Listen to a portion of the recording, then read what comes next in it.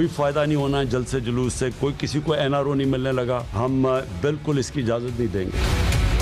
हर कीमत पे मुल्तान का जलसा होगा, ये सारा कोरोना प्रोपेगेंडा है।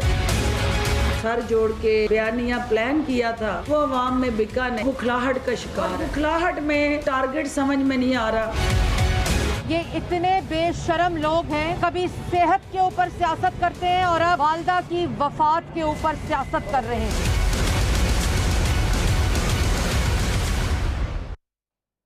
अस्सलाम वालेकुम, न्यूज़ टाइम में खुशामदीद। मैं हूं रबिया एहसन और आज डॉक्टर मारिया की जगह मैं शो को कंडक्ट करूंगी। She is a bit unwell और हम बात करेंगे आज के अहम इश्यूज़ पर ही। और जो इस वक्त का सबसे अहम इशू है, मुल्क में कोरोना की लहर में तेज़ी आ चुकी है। गुज़श्ता 24 घंटों के अगर स्टैट्स की बात करें तो जो नए केसेस हैं उनमें 3113 नए केसेस का इजाफा हुआ है, जबकि 54 अमवात सामने आई हैं। मजमूई केसेस की अगर बात करें तो 389 जो मजमूई केसेस हैं 3,89,311 हो चुके हैं, जिनमें फ़ाल केसेस की अगर बात करें जो इस वक्त एक्टिव हैं तो 45,533 का फिगर हमारे सामने आया है। और सेहतयाब मरीज़ों की अगर बात करें तो इसमें 3,35,881 ऐसे लोग हैं जो सेहतयाब हो चुके हैं। और मुल्क में कोरोना की अगर कुल अमवात की अगर तादाद की बात करें तो 7,897 है।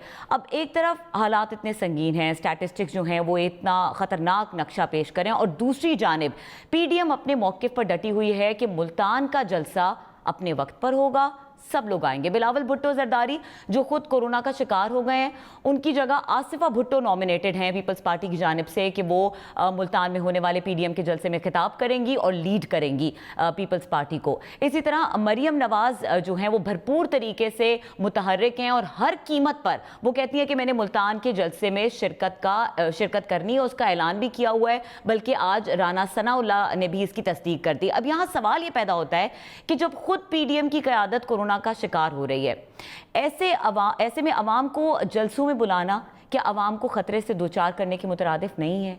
क्या अवाम की जानों के तहफ़्फ़ुज़ के लिए PDM जलसे मौखिर कर दे तो बेहतर नहीं होगा?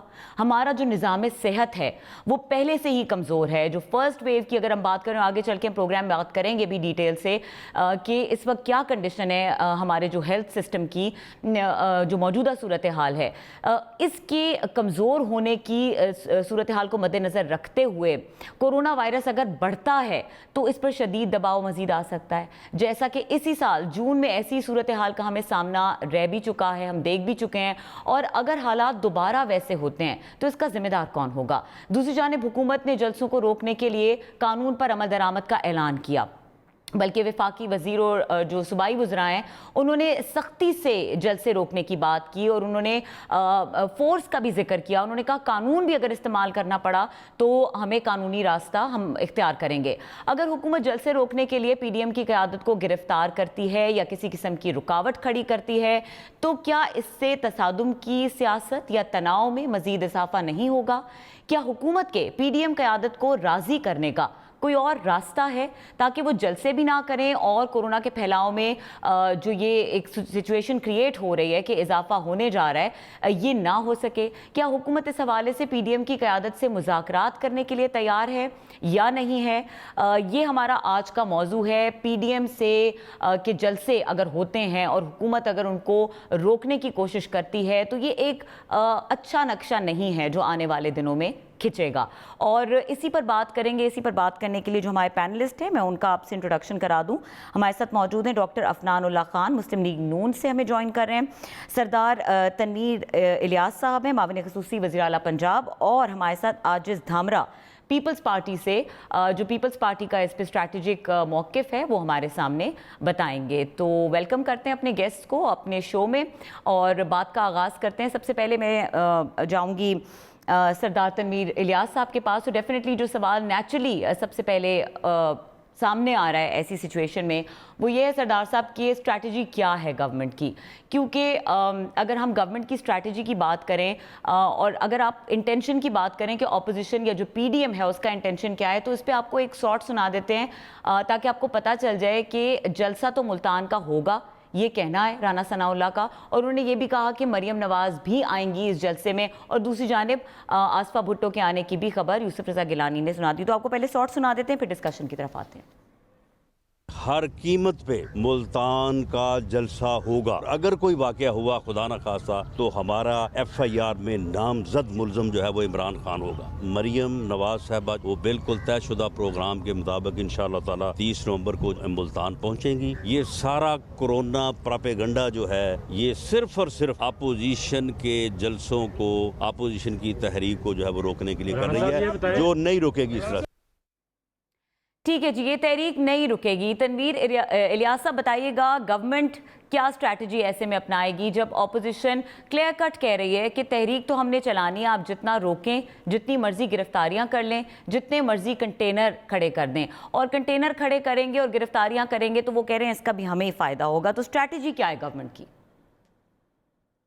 देखिए, एक चीज़ तो बड़ी वाज़ेह है कि गवर्नमेंट ने हर तरह की गैदरिंग्स के ऊपर और लार्ज स्केल गैदरिंग्स के ऊपर सख्ती से गवर्नमेंट ने पाबंदी लगाई हुई है, और किसी को इजाज़त नहीं है कि वो इस तरह की गैदरिंग्स करे। लेकिन इसके साथ मैं आपके साथ कुछ दिलचस्प चीज़ें जो मैं चाहूँगा कि शेयर करूँगा, और वो दूसरे लोगों को देखनी चाहिए कि जो PDM की क़यादत जो करने जा रही है। आप ये देखिए कि मियाँ साहब को उनकी वालदा के जनाजा के लिए वहाँ की ब्रिटेन गवर्नमेंट ने परमिशन नहीं दी, और 15-20 से ज़्यादा लोग उसके अंदर पार्टिसिपेट नहीं कर सके। इसके साथ आप ये देखिए कि सिंध के अंदर पीपल्स पार्टी की गवर्नमेंट है। आसफा की एंगेजमेंट के फंक्शन के लिए बड़ी स्ट्रांग SOPs दी गई कि जो भी वहाँ पे पार्टिसिपेंट होंगे वो पहले बख्तावर के उसकी एंगेजमेंट के लिए कि कोरोना टेस्ट कराया जाएगा। उसके साथ देखिए कि बिलावल साहब खुद जो है वो ऑनलाइन अवेलेबल थे मुबारकबाद वसूल करने के लिए, लेकिन पब्लिक के सामने नहीं आ सकते थे चूँकि उनके बारे में ये कहा जा रहा है, और उनके सेक्रेटरी के बारे में कि उनको कोरोना पॉजिटिव हुआ है। इसके साथ आप देखिए कि जो लोग ये कह रहे हैं कि कोरोना प्रोपेगेंडा है, आज़ाद कश्मीर के अंदर PMLN की गवर्नमेंट है, वहाँ के प्राइम मिनिस्टर ने एक हफ़्ता पहले कंप्लीट लॉकडाउन किया हुआ है। इस वक्त पूरे मुल्क में किसी जगह पे 100% लॉकडाउन नहीं है, सिर्फ और सिर्फ आज़ाद कश्मीर के अंदर 100% लॉकडाउन है। और उसकी वजह यह थी कि वहाँ पे कोरोना के बढ़ते हुए केसेस के बाइस वहाँ की गवर्नमेंट और वहाँ के प्राइम मिनिस्टर को ये डिसीजन करना पड़ा। अब इसके साथ ये देखिए कि मियाँ साहब की वालदा के जनाजे के अगले दिन जो कुलखानी रखी गई है, उस कुलखानी के अंदर सिर्फ और सिर्फ फैमिली के क्लोज लोगों को इन्वाइट किया गया। आपको ये देखना होगा कि जहाँ पे पब्लिक को आप बुलाते हैं, ऑपोजिशन जो अपने इज्तिमात हैं या जो जाती नौयत के इज्तिमात हैं वहाँ पर जो हैं वो बहुत एहतियात करें, और जलसों में बुलाने की जहाँ पर बात आ रही है, आम लोगों के गैदर होने की बात हो रही है, वहाँ पे वो रवैया नजर नहीं आ रहा। ठीक है, हुकूमत की स्ट्रैटेजी क्या है? हुकूमत इसको डील कैसे करेगी इस इशू को? देखिए, पहले तो हम उनको एडवाइस कर रहे हैं। पहली बात तो ये है कि किसी किस्म की परमिशन के लिए हम 100% कमिटेड हैं। कोई NOC नहीं मिलेगा, कोई परमिशन नहीं मिलेगी, और हम उनको ये एडवाइस कर रहे हैं कि आप पब्लिक एट लार्ज को एट स्टेक ना लाएं, क्योंकि इसके अंदर आप ये देखिए जब मासिस से लोग ट्रकों के अंदर, ट्रालियों के अंदर, बसेस के अंदर भर के लोग आएंगे। इस वक्त हमारे पास जो ब्रीदिंग स्पेस है, हमारे जो रिमोट एरियाज़ हैं, हमारे जो दही इलाके हैं, अल्हम्दुलिल्लाह वहाँ पे कोरोना कम है। जब उन लोगों को हम यहाँ लाएंगे, कुंबे का साइज़ बड़ा होता है, छोटे से घर के अंदर चंद मरले के घर में 10 से 15 लोग, और किसी जगहों पे शायद इससे भी ज़्यादा लोग रह रहे होंगे। आप एक क्राउड के अंदर लाएंगे तो आप ये देखिए कि अगर एक आदमी कैरियर है या कई सौ कैरियर हैं, तो वो कोरोना कैरियर जो है वो आगे कितने हज़ार लोगों को इसको ट्रांसमिट करने का बाइस बनेंगे। हमारा ये ख्याल है कि गवर्नमेंट की जो कमिटमेंट है वो 100% है।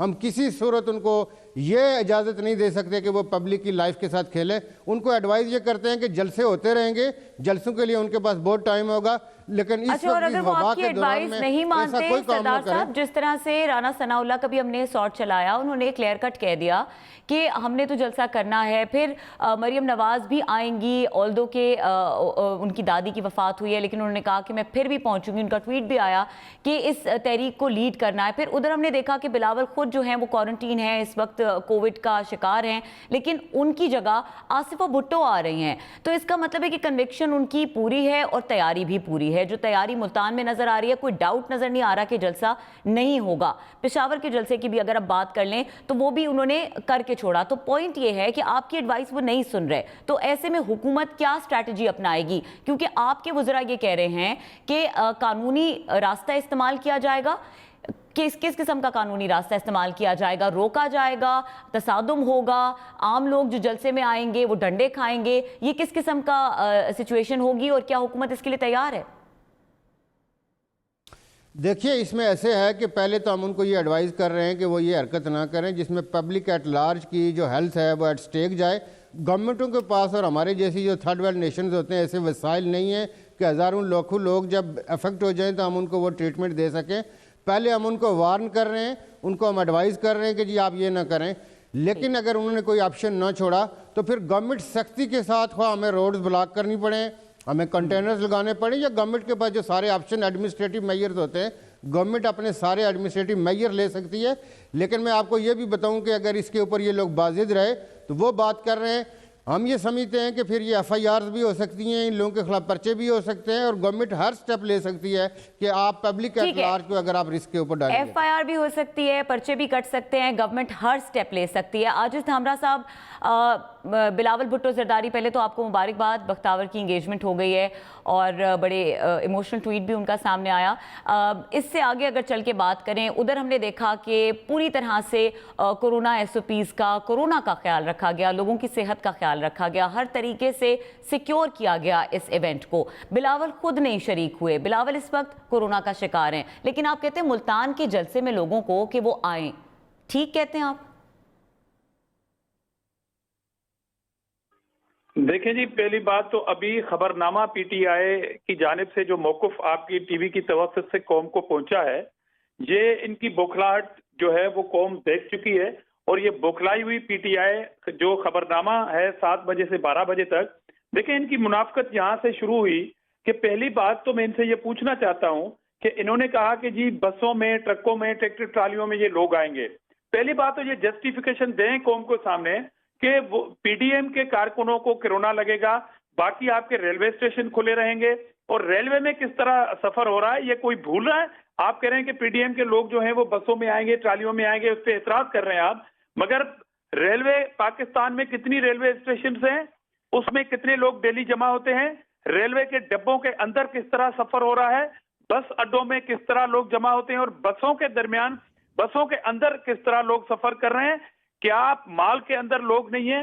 आप वो सेक्टर और पोर्शन बताएं जिसको आपने बिल्कुल सोशल डिस्टेंस किया हुआ है और मास्क के बगैर कोई जो है वो जिंदगी नहीं चल रही है, तो फिर आप कहें बिल्कुल कि ये PDM जो है वो सारा कोरोना फैला रही है।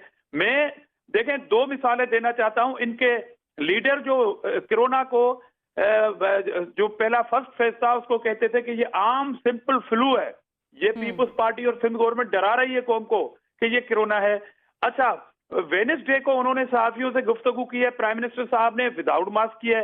आज एहसास प्रोग्राम सेंटर की उन्होंने विजिट की है, तो दोनों जो हमारी चेयरपर्सन साहिबा है वो और प्राइम मिनिस्टर देखें कितना क्लोज खड़े हैं और दोनों विदाउट मास्क हैं। तो आप क्या कौम को मैसेज देना चाहते हैं कि सिर्फ PDM के कारकुनों को कोरोना लगेगा?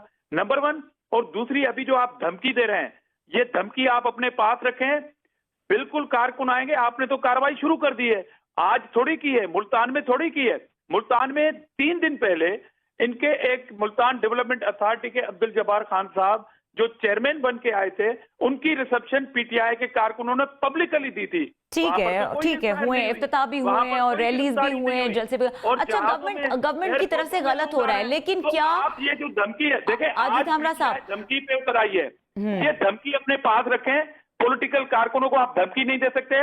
अल्हम्दुलिल्लाह आप बुखला चुके हैं, अल्हम्दुलिल्लाह आप पॉलिटिकल विक्टिमाइजेशन कर रहे हैं। अगर नहीं तो आपके प्राइम मिनिस्टर जब मास्क नहीं पहनेंगे तो कौम एतबार कैसे करेगी?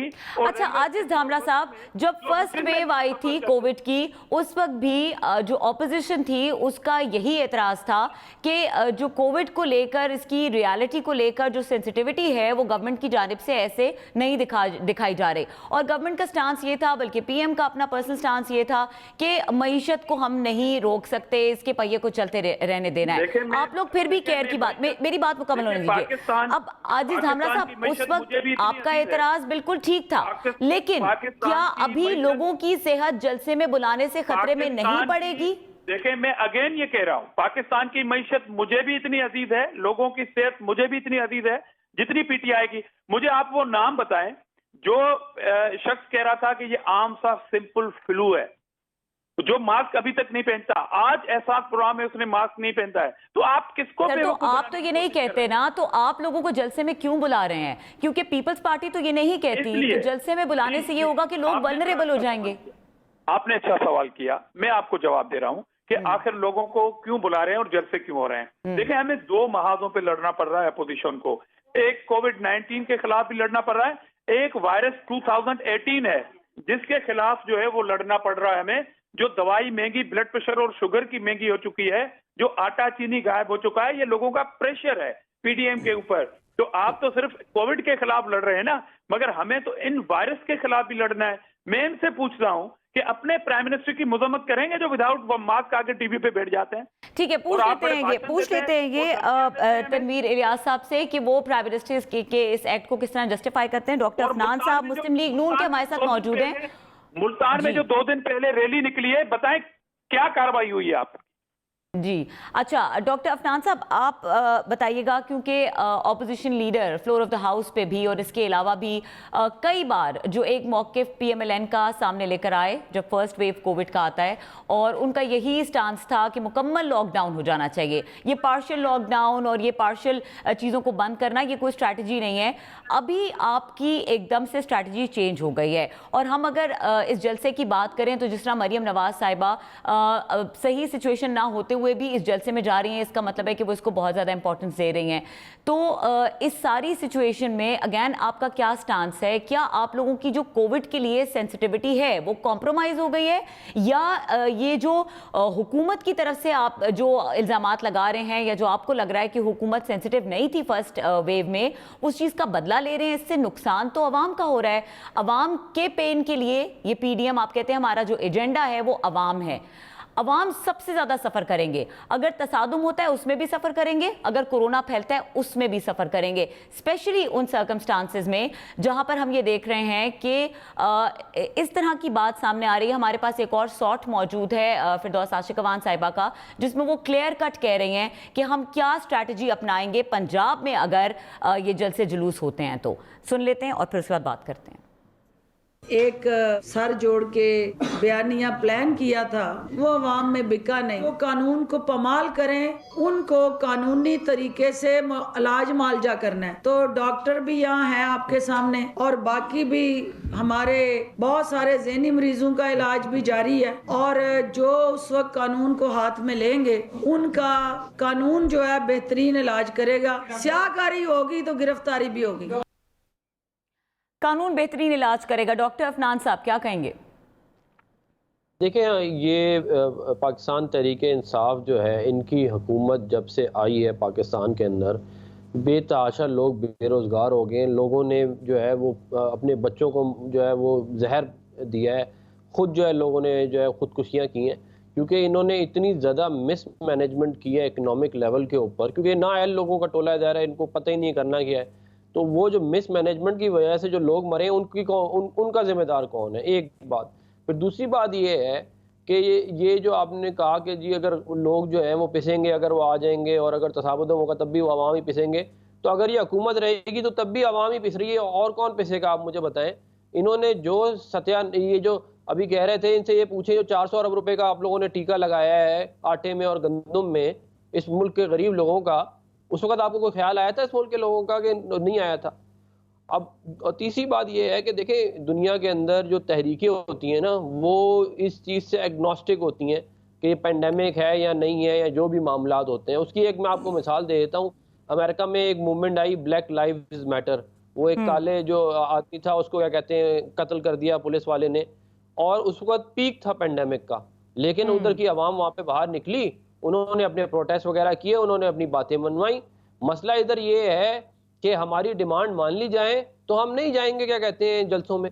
हम तो ये कह रहे हैं कि हमारी डिमांड मानी जाए, हमें ऐसे नाअहल और निकम्मे लोगों को हम पे मुसल्लत कर दिया गया है, इनको हटाया जाए। जिन बैसाखियों का इनको सहारा है वो पीछे हटे। ये नो कॉन्फिडेंस मोशन आएगी, ये लोग वैसे ही फारिग हो जाएंगे, नए इलेक्शनों की तरफ मामला चला जाएगा। लेकिन अगर इस तरह हमसे ज़ोर ज़बरदस्ती की जाएगी, जिस तरह के ये भी फरमा रहे थे हमारे भाई, तो ये इस तरह के मामला हमने पहले भी भुगते हैं। हम आइंदा भी भुगत लेंगे। मुशर्रफ ने भी बड़ी बहुत सारी बातें की थी कि अच्छा मैं डॉक्टर अफनान साहब, ये बात आप लोगों की तरफ से भी कही जाती है, पीपल्स पार्टी की तरफ से भी कही जाती है कि पीएम यू टर्न लेते हैं, तो इतना जो क्लियर स्टांस था आप लोगों का कोविड का, उसके ऊपर ये यू टर्न नहीं है और बहुत क्लियर यू टर्न है। अगर आज का हम ट्वीट देखते हैं असद उमर साहब का, उन्होंने बड़ा क्लियर जो है इसमें सिचुएशन बताई है, और अगर फिगर्स की बात करें, जो सिचुएशन है उसको अंडरस्टैंड करने की जरूरत है। The gravity of the problem is की इंक्रीज इन कोविड पेशेंट्स और वेंटिलेटेड लास्ट 15 डेज। पेशावर में जी 200%, मुल्तान में 200%, कराची 148%, लाहौर 114%, इस्लामाबाद 65%, और मुल्तान और इस्लामाबाद में जो कोविड वेंटिलेटर कैपेसिटी है वो कह रहे हैं कि जी 70% यूज़ हो चुकी है। इसके अलावा उन्होंने ये भी कहा अपने ट्वीट में कि तमाम पॉलिटिकल लीडर्स जो आपको ये मैसेज दे रहे हैं कि कोरोना जो है वो कोई थ्रेट नहीं है, बेसिकली आप लोगों की ज़िंदगियों को ये सबसे बड़ा थ्रेट है। तो ये जो फिगर्स सामने आ रहे हैं, इस तरह की सिचुएशन में आप लोगों की स्ट्रैटेजी पिछली स्ट्रैटेजी से डिफरेंट क्यों है? आप लोगों को क्यों सड़कों पर लेकर आके और मुल्तान जहां पर इतना हाई रेशो जा रहा है कोविड पॉजिटिव पेशेंट्स का, इसके अलावा कैपेसिटी वहां पर एग्जॉस्शन के करीब है, आप क्यों धकेलना चाहते हैं लोगों को इस सिचुएशन में, जबकि हेल्थ सिस्टम जो फर्स्ट वेव कोरोना की थी उससे या तो थोड़ा कॉम्प्रोमाइज हो सकता है या वहीं का वहीं खड़ा है, उससे बेहतर नहीं हुआ। जफर मिर्जा साहब इस चीज़ की हमारे ही एक प्रोग्राम में तस्दीक कर चुके हैं। वो कहते हैं मैं जब अपना चार्ट छोड़ के गया था तो 30-40% हम कर सकते थे, जो हमारी टेस्टिंग रेशो थी, अभी भी वही है। तो इस तरह की सिचुएशन में ये हेल्थ सिस्टम तो नहीं अफोर्ड कर सकता ऐसी सिचुएशन को कि कोविड पॉजिटिव ज़्यादा हो जाए। तो आप लोगों का पेन नहीं ले रहे? देखिए, मैं तो यही बता रहा हूँ ना कि हम आवाम का पेन ही लेना चाह रहे हैं। ये कोविड जो है 18 है, ये कोविड 19 नहीं है। अगर हमने कोविड 18 वाला मसला हल नहीं किया तो ये मुल्क की जो है इकॉनमी का जनाजा ऑलरेडी निकल चुका है, ये मज़ीद निकाल देंगे, ये बाहर जाके कर्जे लेंगे, और जब ये शर्तें ऐसी मिलेंगी कि आप न्यूक्लियर अपने जो एसेट्स हैं उनको कॉम्प्रोमाइज़ करें, ये करने जा रहे हैं, ये इजराइल को एक्सेप्ट करने के लिए जा रहे हैं। तो हम मतलब आप पूरे तरह उसमें देखें ना, बिगर पिक्चर में। आप ये तो नहीं कह सकते कि जी कोविड 19 है, चले कोई बात नहीं, इमरान खान को करने दें जो वो कर रहा है। इन्होंने पहले कश्मीर के ऊपर आपके सामने क्या किया है, और ये अगर इनको इतनी आवाम की फिक्र होती तो ये अभी कुछ दिनों पहले तक इन्होंने वहाँ पे जलसे किए हैं गिलगित बल्तिस्तान में बड़े बड़े कि जी हम जीत गए इलेक्शन। तो भाई फिर ये तो आवाम को आप बेवकूफ़, कभी कहते हैं कि है ही नहीं है कोविड 19 इमरान खान साहब, फिर कहते हैं बहुत ज़्यादा है। जब अपोजिशन के जलसे ज़्यादा नजर आने शुरू होते हैं तो कहते हैं एकदम से बहुत ज़्यादा मसला हो गया।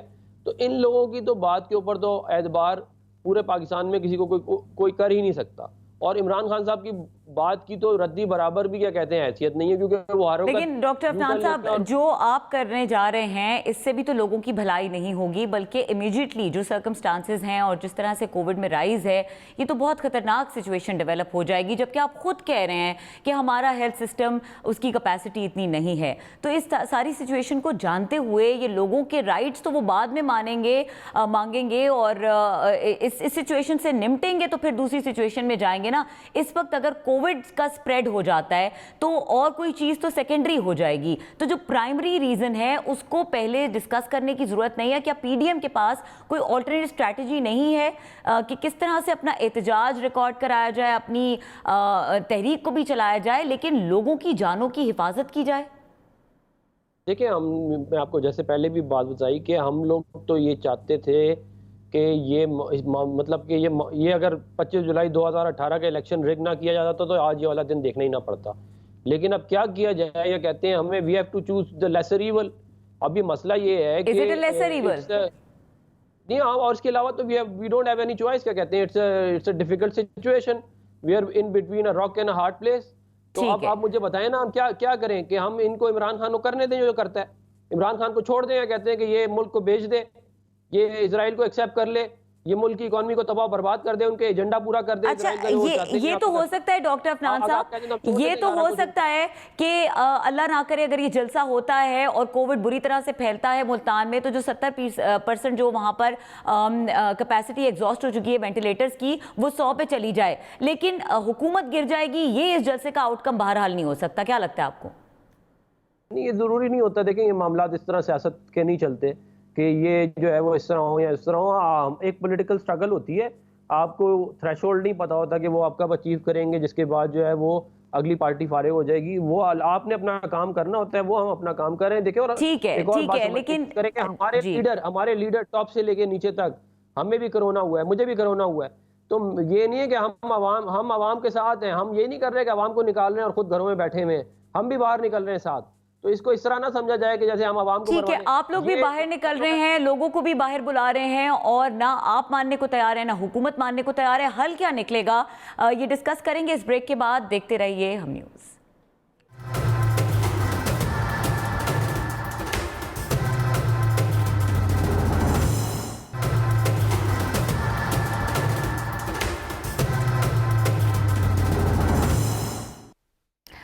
वेलकम बैक जी। हम ब्रेक से पहले बात कर रहे थे कि क्या आवाम की जानों के तहफ़्फ़ुज़ के लिए अगर पीडीएम जल्द से मौखिर कर दे तो ये बेहतर स्ट्रैटेजी नहीं होगी, और क्या हुकूमत अगर किसी ऑल्टरनेटिव स्ट्रैटेजी के साथ सामने आती है और फॉर अ चेंज हमें कोई मुख्तलिफ पॉलिटिक्स पीटीआई से देखने को मिलती है तो क्या ये खुशाइन नहीं होगा?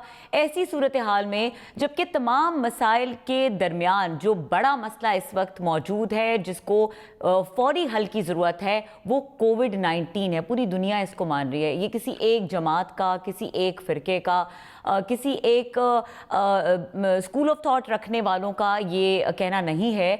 It is a pandemic, it is a reality. तो इस रियलिटी की सेंसिटिविटी जो पहले हुकूमत नहीं समझ रही थी, ये ऑपोजिशन का एतराज़ था, अब ऑपोजिशन नहीं समझ रही है, हुकूमत का ये एतराज़ है। और अवाम ये सोच रहे हैं कि असल में क्या हो रहा है, हमारे साथ क्या हो रहा है। बात हमारे हुकूक की हो रही है, लेकिन हम ही सबसे ज़्यादा वल्नरेबल हैं।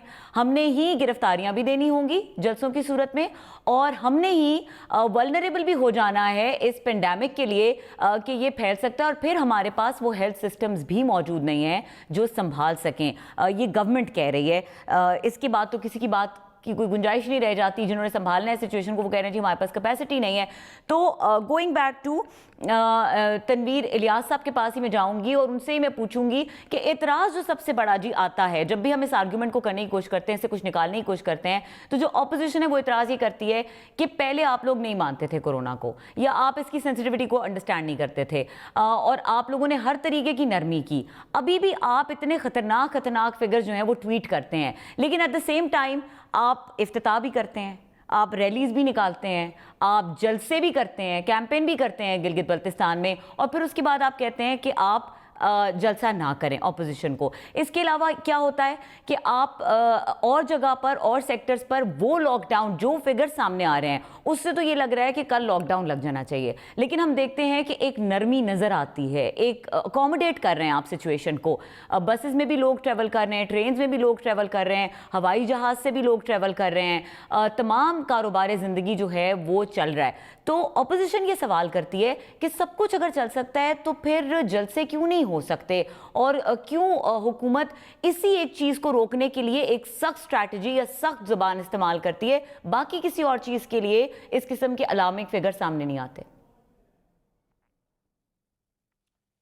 देखिए, इसमें ऐसे है कि जो आपने फिगर्स हमारे साथ आपने शेयर किए वो गवर्नमेंट भी दे रही है और प्राइवेट सेक्टर के थ्रू भी ये फिगर्स आ रही हैं।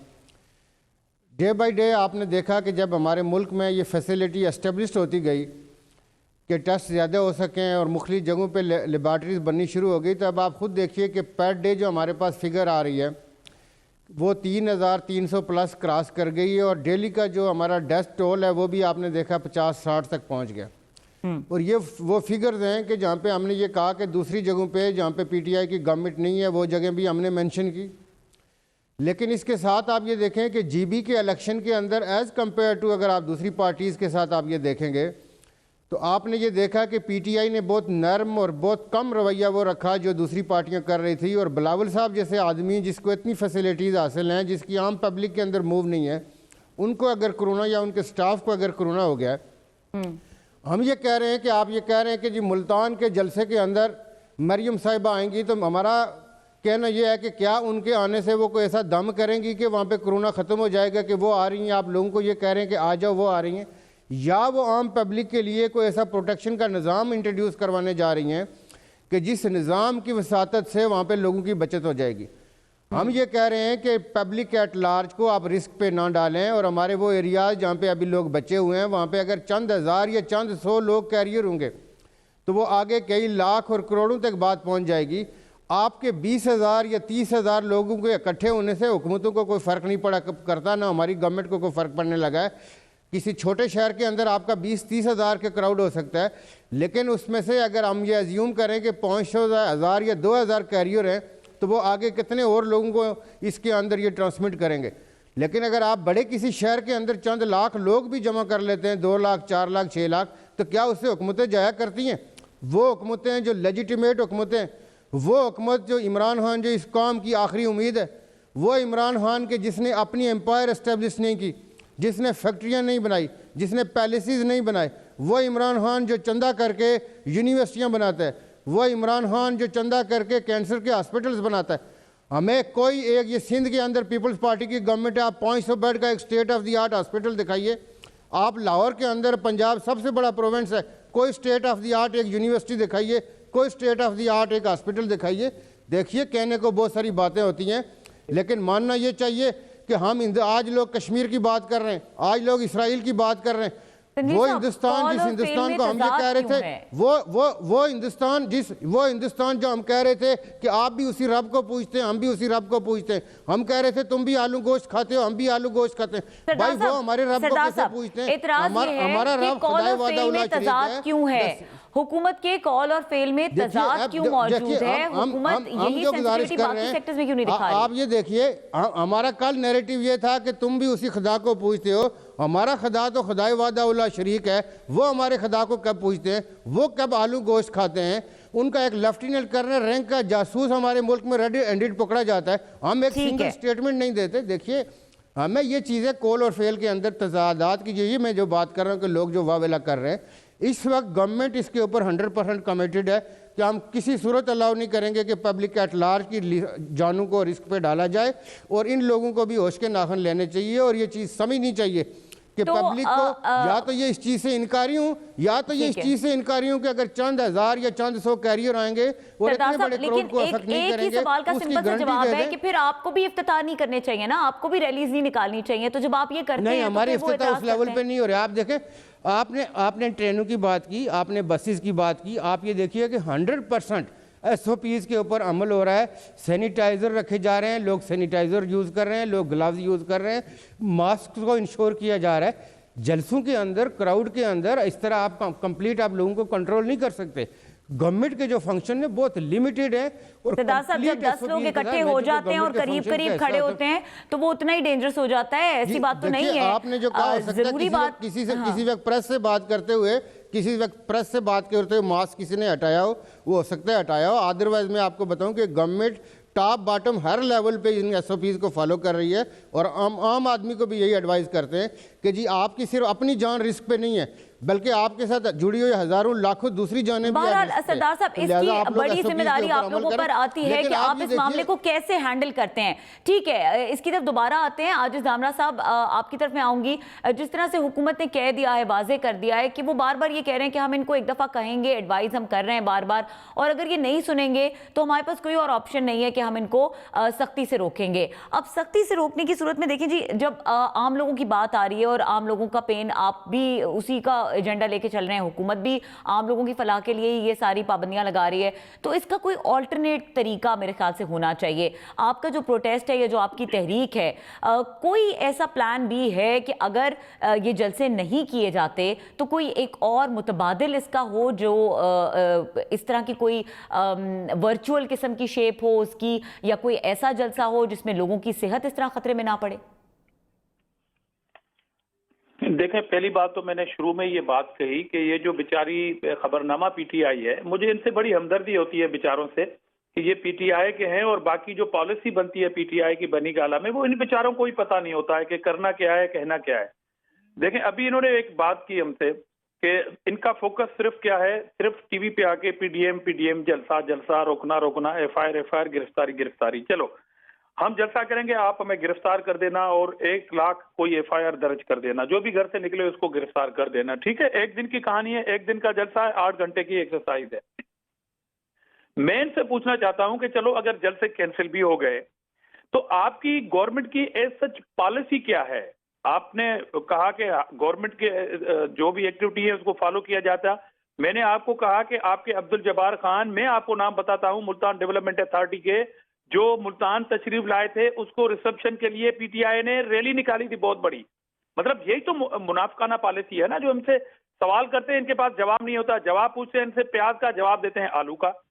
अच्छा, दूसरी बात इनसे मैं ये पूछना चाहता हूं कि फयाजुल हसन चौहान साहब ने 2 दिन पहले मीडिया से गुफ्तगू की है, उनके इर्द गिर्द जितने भी लोग हैं, अगर आपके पास वो फुटेज है सबके ऊपर मास्क पहना हुआ है, आप मुझे दिखा दें, मैं मादरत करता हूं नेशनल टीवी के ऊपर।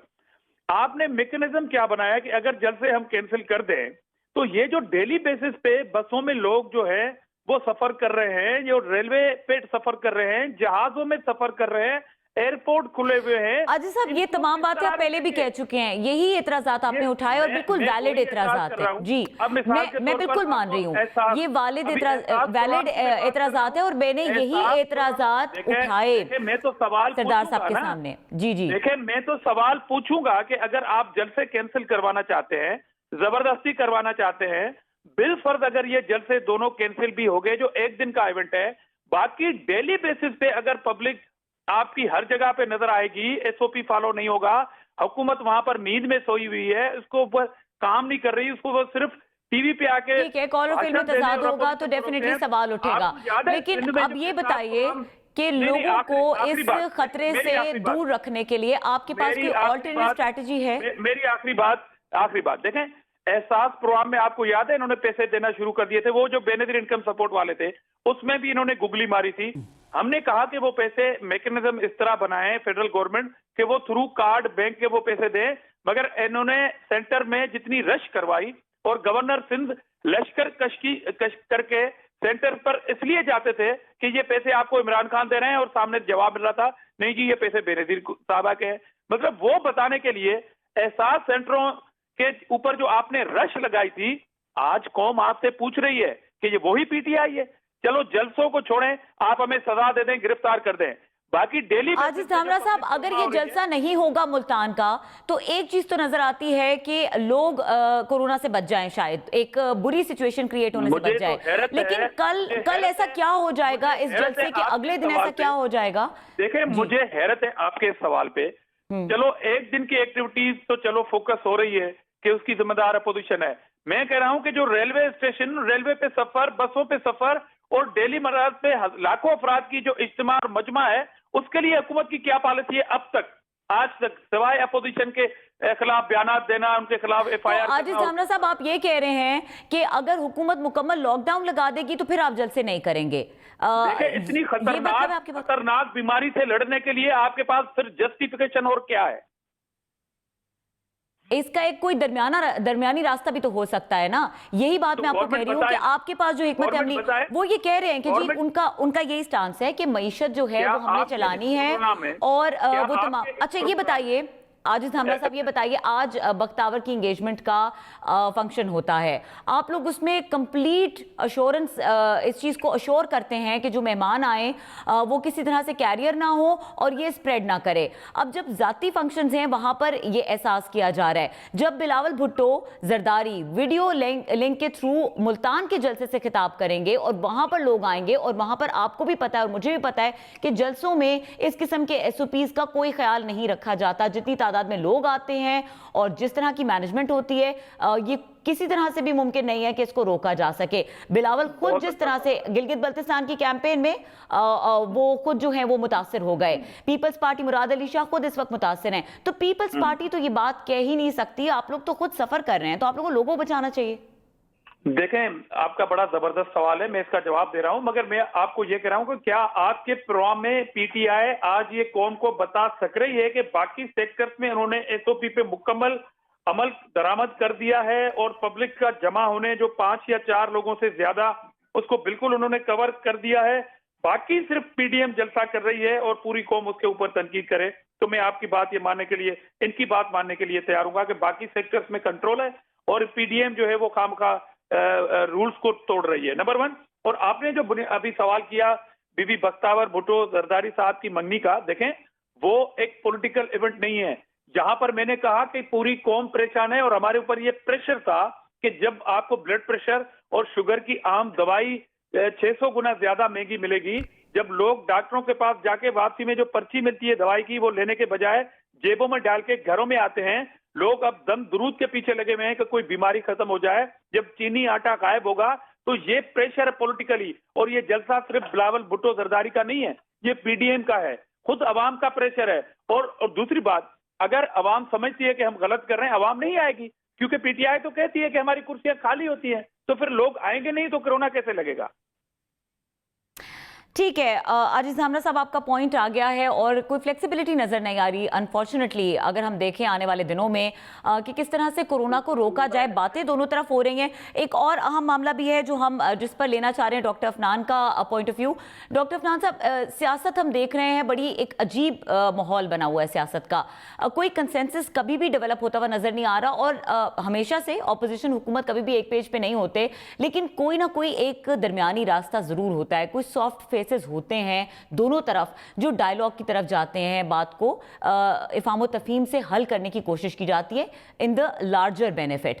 अब अगर बात की जाए एक बेगम शमीम अख्तर की, जिस तरह से आज नमाज जनाजा लंदन में हुई और कल रायविंड में होगी, और हम देख रहे हैं कि उसके ऊपर भी सियासी पॉइंट स्कोरिंग, आई थिंक ये वो जगह हैं जहां पर सियासत नहीं होनी चाहिए, जिन जगहों पर एथिक्स और मॉरल्स जो हैं उनको लीड लेनी चाहिए। तो यहाँ पर भी यही सियासी रवैया नजर आ रहा है, ये डिसअपॉइंटिंग नहीं है? देखिए, ये है बहुत ज़्यादा डिसअपॉइंटिंग, और ये बड़ा अनफॉर्चुनेट भी है कि पाकिस्तान की सियासत के अंदर जो है वो इतने हालात ख़राब नहीं थे जितना अब जो है पीटीआई के आने के बाद, जब से पीटीआई का जो है वो उरूज आया है, तब से आप देख लें कि जी इनकी सारी की सारी बुनियाद ही सियासत की है कि अगलों को गालियाँ दो, झूठ बोलो, तोहमत लगाओ, बोतान लगाओ और बड़े बड़े दावे करो, और लोगों को बेवकूफ़ बनाओ, आवाम को बेवकूफ़ बनाओ, और उसके बाद जो है कहो कि यू टर्न ले लो, क्या हुआ, मैं तो वज़ीर आज़म तो बन ही गया ना।